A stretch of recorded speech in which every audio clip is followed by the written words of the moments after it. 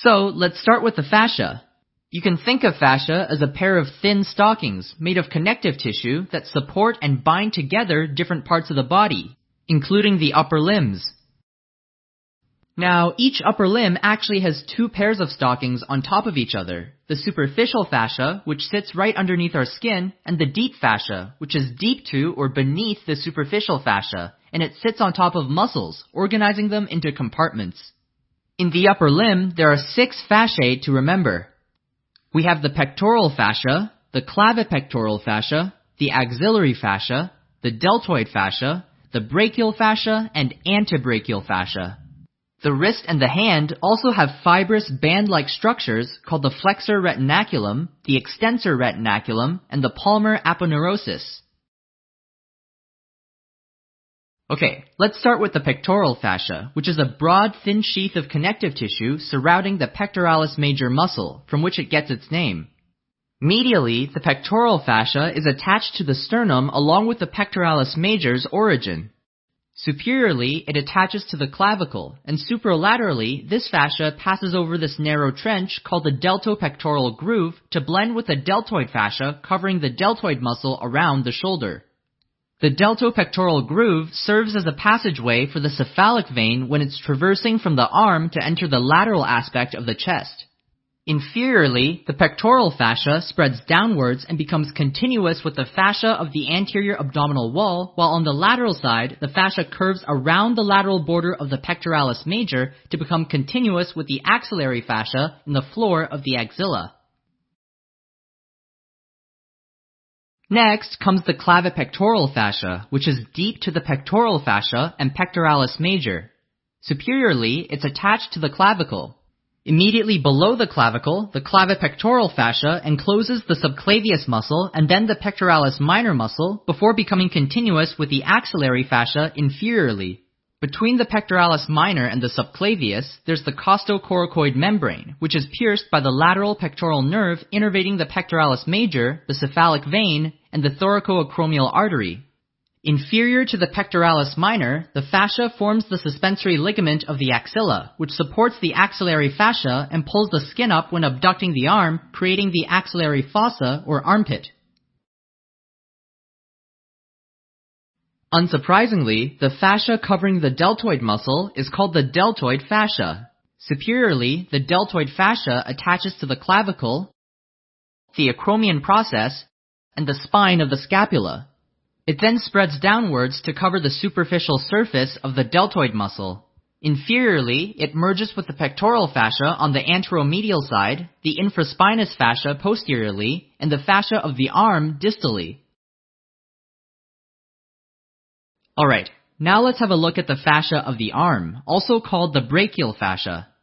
The brachial fascia is a tough connective tissue looking like the sleeve of a t-shirt covering the muscles of the arm.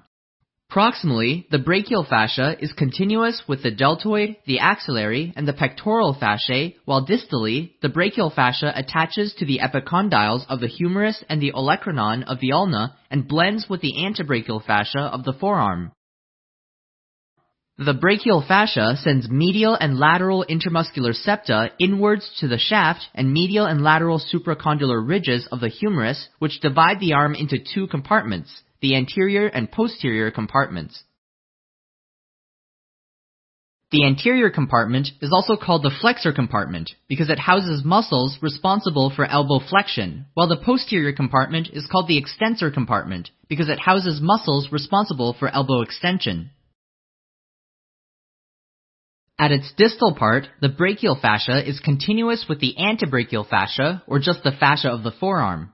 The antebrachial fascia surrounds the muscles of the forearm, which are divided into 2 compartments by an intermuscular septum and a band of fibrous connective tissue called the interosseous membrane. It's called the interosseous membrane because it connects 2 bones together, the radius and the ulna. The 2 compartments of the forearm are the posterior compartment, also called the extensor supinator compartment, as it contains muscles that extend the wrist and supinate the forearm, and the anterior or flexor pronator compartment, which contains muscles that flex the wrist and pronate the forearm. Over the posterior side of the arm, the fascia becomes thicker as it reaches the distal radius and ulna, eventually transforming into a transverse band known as the extensor retinaculum, which holds the extensor tendons in position. On the anterior side, the antebrachial fascia also forms another thick fibrous band continuous with the extensor retinaculum referred to as the palmar carpal ligament. Distal and deeper to the palmar carpal ligament lies the flexor retinaculum, which is another fibrous band that extends between the anterior prominences of the outer carpal bones.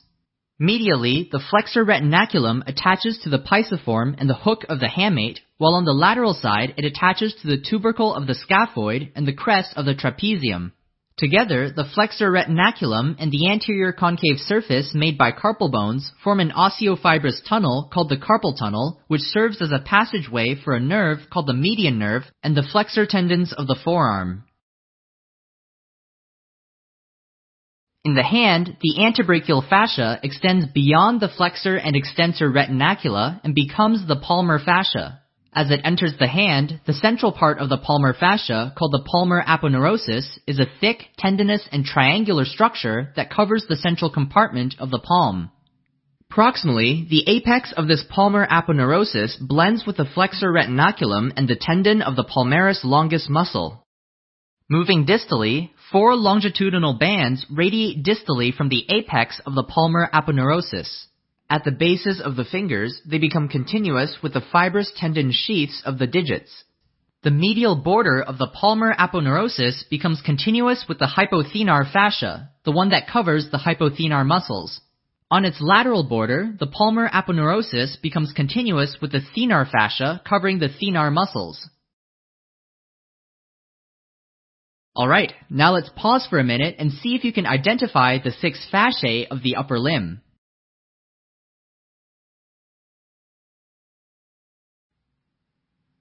And now, let's switch gears a little bit and talk about the veins of the upper limb, which can also be superficial or deep veins.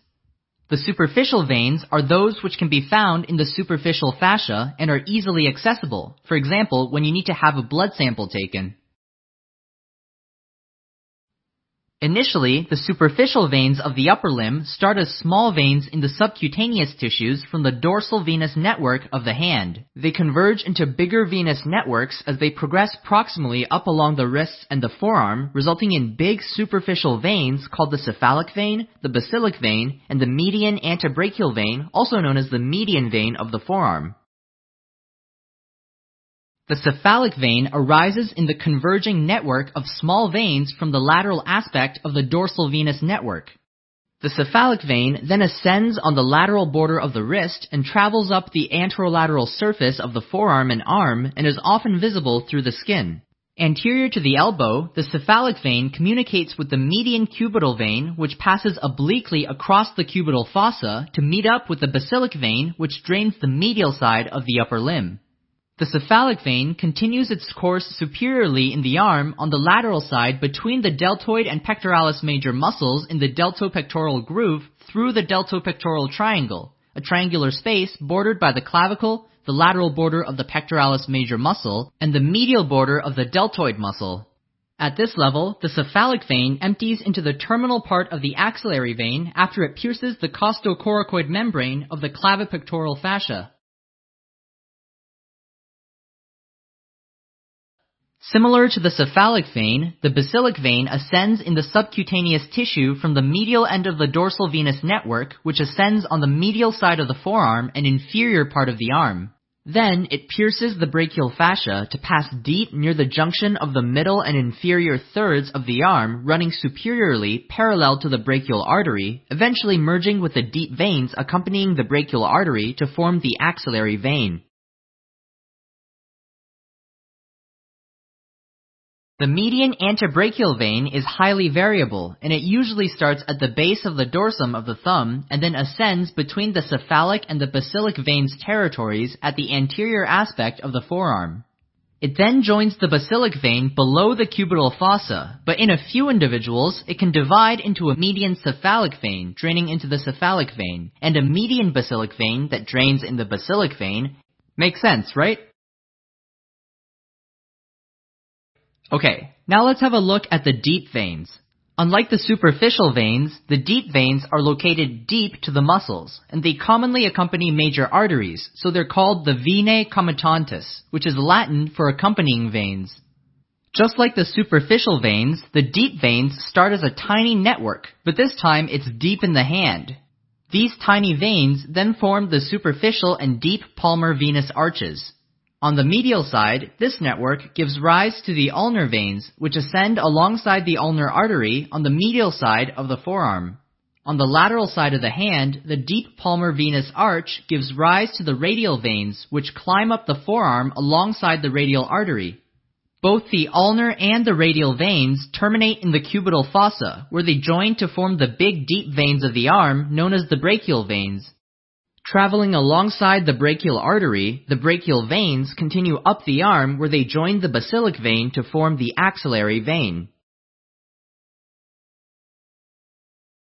Alright, so before we continue, let's have you take a small pause and try to identify the 3 big superficial veins and 2 deep veins of the upper limb.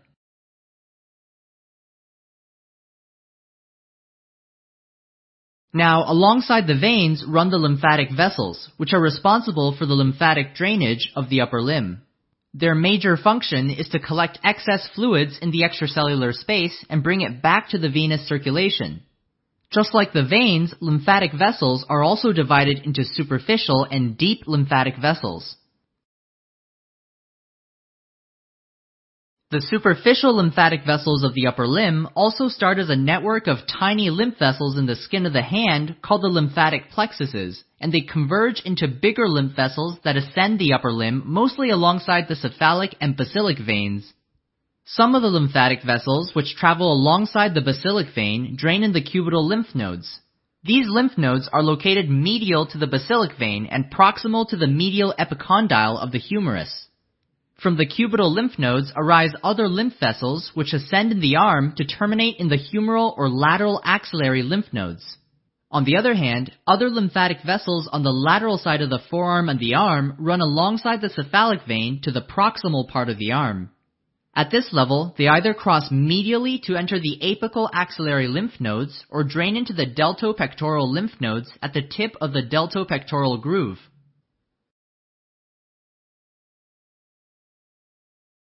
The deep lymphatic vessels are less numerous than the superficial lymphatic vessels.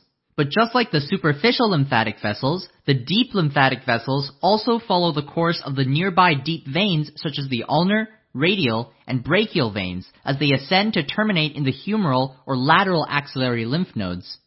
Unlike the superficial veins, which mainly drain fluids from the subcutaneous tissue, the deep lymphatic vessels drain lymphatic fluids from structures buried deep in the body, such as the bone periosteum, tendons, joint capsules, and muscles. Okay, now let's have a look at the cutaneous innervation of the upper limb. This consists of a network of nerves that carry sensations of pain, touch, temperature, and pressure to the central nervous system. They also carry some sympathetic fibers which supply the sweat glands, small arteries in the skin, and erector pili muscles. Cutaneous nerves of the upper limb carry fibers originating from the spinal roots of the C3 to T2 spinal segments. This spinal segment can be divided into 3 parts. The first one goes from C3 to C4, and it's part of the cervical plexus, which normally extends from C1 to C4. The second goes from C5 to T1, and it forms the brachial plexus. The last part consists of the T2 spinal segment, which gives rise to the lateral cutaneous branch of the second intercostal nerve called the intercostobrachial nerve. So every spinal segment receives sensory fibers from a specific territory of the skin, and these specific areas of skin are what we call dermatomes, which we'll discuss after we describe the cutaneous innervation of the upper limb. Alright, now let's see how cutaneous innervation of the upper limb is distributed. The most proximal dermatomes are innervated by the cervical plexus via the supraclavicular nerves originating in the C3 and C4 spinal segments. The supraclavicular nerves innervate the skin at the base of the neck and extend laterally over the shoulder.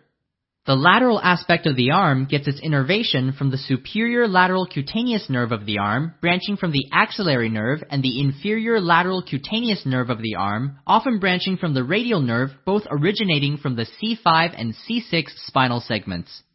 The skin under the axilla and the upper part of the medial side of the arm get their innervation from the intercostobrachial nerve, which is T2. While the skin immediately below this level on the medial part of the arm gets its innervation from the medial cutaneous nerve of the arm, which is mainly from T1. The posterior aspect of the arm gets its innervation from the posterior cutaneous nerve of the arm, which is also a branch of the radial nerve and originates from the C5 to C8 spinal segments. The skin over the lateral side of the forearm gets its innervation from, well, you guessed it, the lateral cutaneous nerve of the forearm. This nerve is a branch of the musculocutaneous nerve, and it originates its fibers from the C5 and C6 spinal segments. The skin over the posterior side of the forearm gets its innervation from the posterior cutaneous nerve of the forearm, the branch of the radial nerve originating its fibers from the C5 to C8 spinal regions. The medial side of the forearm is supplied by the medial cutaneous nerve of the forearm, which originates its fibers from the C8 and T1 spinal segments. Initially, this nerve runs with the ulnar nerve before it perforates the deep fascia at approximately the midarm to enter the subcutaneous tissue of the forearm to innervate the skin over the medial side of the forearm. Now let's have a look at the cutaneous innervation of the hand, starting with the palm. The lateral 2/3 of the palm are innervated by the palmar cutaneous branch of the median nerve, which is C6 to C8. Still on the palm side, the medial 1/3 gets its innervation from the palmar cutaneous branch of the ulnar nerve, which is C8 and T1. Turning the hand to look at its dorsal surface, the lateral 2/3 get their innervation from the superficial terminal branch of the radial nerve, which is C6 to C8. Still on the dorsum of the hand, the medial 1/3 of the dorsum of the hand gets its innervation from the dorsal cutaneous branch of the ulnar nerve. Okay, let's now have a look at the digits.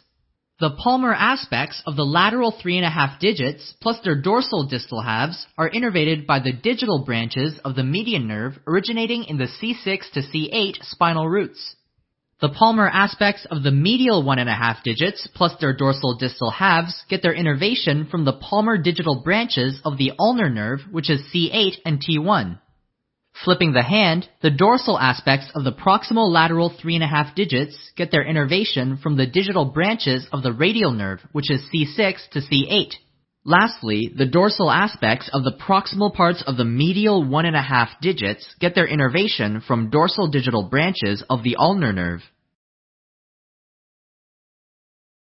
Okay, now hold on. You might be thinking that this weird dermatomal arrangement of the upper limb doesn't seem to follow any pattern at all, but it's actually quite the opposite. They follow a well-defined and predictable pattern based on the embryonic origin of the upper limb. To understand this, let's hold the arms in the abducted position with all the joints extended and the thumb facing upwards. In this position, you can see that the dermatomes of the upper limb are arranged in a specific numerical sequence, where we start at the base of the neck, travel distally down the lateral or radial side of the arm, move across the digits laterally to medially, come back up the medial or ulnar side of the arm proximally, and end in the axilla. On the lateral side of the upper limb, from the shoulder to the thumb, the skin is innervated by fibers from the C3 to C6 spinal segments. From the thumb to the little finger, it's by C6 to C8, and finally, on the medial side of the arm, from the little finger to the axilla, it's by the C8 to T2 spinal segments. Like many things in anatomy, this dermatome map can vary. However, this is a general dermatomal map often used during clinical examination to test for cutaneous sensation. Switching to myotomes, these are defined as muscles that receive motor innervation from a single spinal nerve. Now, upper limb muscles usually receive motor fibers from more than one spinal cord segment or nerves, which, of course, complicates things and results in most muscles having more than one myotome. To understand the concept of myotomes, it's easier to associate certain myotomes with different movements that occur in the upper limb and then relate that to the muscle responsible for that movement. For example, the myotomes for the movement of elbow flexion are both the C5 and C6 myotomes. This makes sense because elbow flexion is carried out by the brachialis and biceps brachii muscles, which are innervated by the musculocutaneous nerve. Elbow flexion, having the C5 and C6 myotomes, is derived from the fact that the musculocutaneous nerve originates from the C5 to C7 nerve roots, where the C5 and C6 portions are responsible for elbow flexion. By knowing which muscles cause movements of the upper limb, we can figure out the myotomes of those movements, which ultimately can be tested clinically to help determine nerve dysfunction. Let's take a closer look at the myotomes that govern the rest of the movements of the upper limb. Glenohumeral lateral rotation is myotome C5, and medial rotation are myotomes C6 to C8. Glenohumeral abduction is C5, and adduction is C6 to C8. Glenohumeral flexion is C5, and extension is C6 to C8.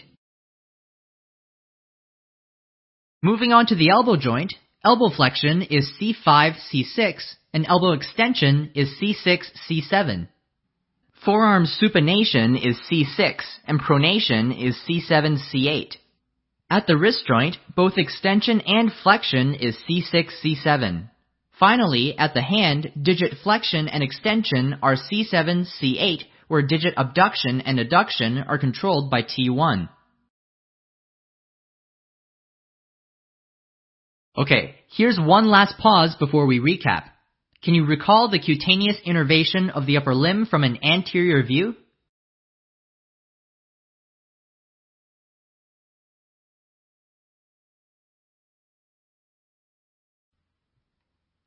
Alright, as a quick recap. In the pectoral region, there's the pectoral fascia, which envelops the pectoralis major muscle, the clavipectoral fascia, enveloping the subclavius and the pectoralis minor muscle, and the axillary fascia, which forms the dome of the armpit. In the shoulder region, there's the deltoid fascia, which covers the deltoid muscle. Distally, there's the brachial fascia, which encloses the muscles of the arm and divides them into the anterior and posterior compartments by its intermuscular septa. In the forearm, there's the antebrachial fascia, which envelops the muscles of the forearm and divides them into an anterior and posterior compartment thanks to the intermuscular septum and the interosseous membrane. The major superficial veins of the upper limb are the cephalic vein that drains the lateral side of the limb, the basilic vein that drains the medial side, and the median antebrachial vein which drains the middle anterior part of the forearm. Regarding the deep veins, on the other hand, the ulnar and radial veins drain into the brachial veins, which ultimately drain into the axillary vein. Now, regarding lymphatics, in the forearm, the lymphatic vessels drain into the cubital lymph nodes on the medial side of the forearm before continuing in the arm to terminate in the lateral axillary lymph nodes. Laterally, the lymph vessels climb up to the proximal part of the arm to either cross medially and enter the apical axillary lymph nodes, or continue to ascend to terminate in the deltopectoral lymph nodes.